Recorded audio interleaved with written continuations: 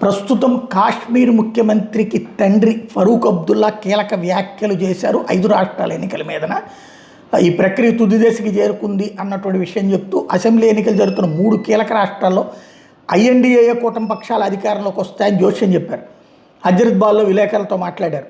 ఎన్నికల ఫలితాలు ఎలా ఉంటాయని మీరు భావిస్తున్నారంటే, మీతో పాటు అందరికీ నేను చెప్తున్నా, బెంగాల్లో మమతా బెనర్జీనే గెలవబోతోంది, కేరళలో కాంగ్రెస్ అధికారంలో రాబోతోంది, తమిళనాడులో సీఎం స్టాలిన్ సారథ్యంలో డీఎంకే విజయం సాధిస్తాయి, ఇది ఆ భగవంతుడి ఆశీర్వాదం అని వ్యాఖ్యానించారు.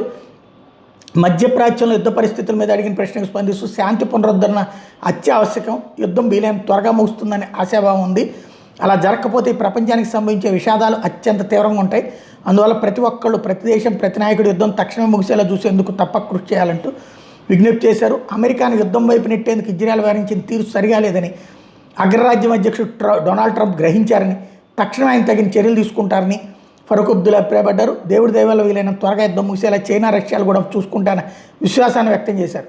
మాదక ద్రవ్యాల మీద పోరుకి కేంద్రం చేపట్టిన నషాముక్త్ భారత్ అభియాన్ గురించి స్పందిస్తూ, ఈ పోరాటం విజయం సాధించాలంటే ప్రజల మద్దతు అత్యంత అవసరం, ప్రజల భాగస్వామ్యం లేకపోతే డ్రగ్స్ ముప్పుని అంతం చేయలేమంటారు.